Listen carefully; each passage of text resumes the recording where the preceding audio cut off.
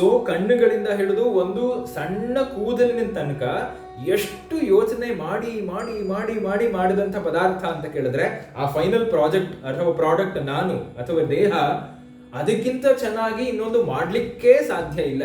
ಆ ಥರ ಒಂದು ಸೃಷ್ಟಿ ನಮ್ಮನ್ನ ಮಾಡಿ ಹಾಕಿದೆ. ಸೊ ಈ ಅತ್ಯಂತ ಅವಿಕಲ ಸೃಷ್ಟಿಗೆ ಕಾರಣ ಈ ಎರಡು ಪದಾರ್ಥಗಳು ಅಂತ, ಶಿವ ಮತ್ತೆ ಶಕ್ತಿ ಅಂತ ಹೇಳ್ತಾರೆ.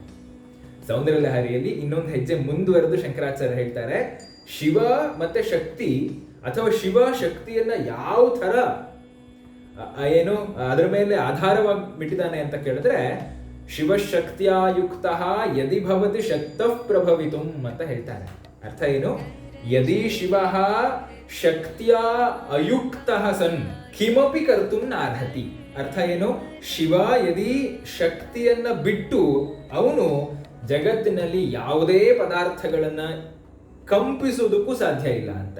ಶಿವ ಸೃಷ್ಟಿ ಹೋಗ್ಲಿ, ಜಗತ್ತಿನ ಮೇಲೆ ಭೂಮಿಯ ಮೇಲೆ ಒಂದು ತೃಣವನ್ನು ಕೂಡ ಅಳ್ಳಾಡಿಸ್ಲಿಕ್ಕೆ ಸಾಧ್ಯ ಇಲ್ಲ. ತೇನ ವಿನ ತೃಣಮಿ ನ ಚಲತಿ ಅಂತ ವಾಕ್ಯ ಹೇಳ್ತಾರೆ. ಅಂದ್ರೆ ಅರ್ಥ ಏನು? ಆಕೆಯ ಆಶೀರ್ವಾದ, ಆಕೆಯ ಬೆಂಬಲ ಇಲ್ಲ ಅಂತ ಹೇಳಿದ್ರೆ ಶಿವನು ಕೂಡ ಜಗತ್ತಿನ ಸೃಷ್ಟಿಕರ್ತ ಅಂತ ನಾವೇನ್ ಕರಿತೀವಿ, ಆತ ಜಗತ್ತಿನಲ್ಲಿ ಯಾವುದೇ ಕೆಲಸವನ್ನ ಮಾಡ್ಲಿಕ್ಕೆ ಸಾಧ್ಯ ಇಲ್ಲ. ನಾನು ಅದನ್ನ ಹೇಳಿದೆ. ಶಿವ ಮತ್ತೆ ಶವಕ್ಕೆ ತುಂಬಾ ಹತ್ತಿರದ ಸಂಬಂಧ ಇದೆ. ಶಿವ ಮತ್ತೆ ಶವ ಇದೆರಡರ ವಿಭಾಗ ಮಾಡೋದೇ ಈಕಾರ ಅಂತ.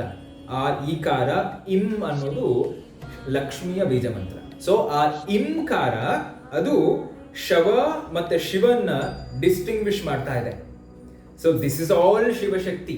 ಸೊ ಹಾಗಾಗಿ ನಾನು ಯಾವುದೇ ಒಂದು ಪದಾರ್ಥ ನಾನು ಜಗತ್ತಿನಲ್ಲಿ ನೋಡಿದ್ರು ಅದು ಶಿವಶಕ್ತಿಗಳ ಸ್ವರೂಪ, ಶಿವಶಕ್ತಿಗಳಿಂದ ಸೃಷ್ಟಿಯಾದಂಥ ಪದಾರ್ಥಗಳು. ಅದರಲ್ಲಿ ಕೆಲವೊಂದು ಮ್ಯಾಸ್ಕ್ಯುಲಿನ್ ಕ್ವಾಲಿಟೀಸ್ ಇದೆ, ಫೆಮಿನಿನ್ ಕ್ವಾಲಿಟೀಸ್ ಇದೆ, but this is a product of the end product of Shiva Shakti. This is all.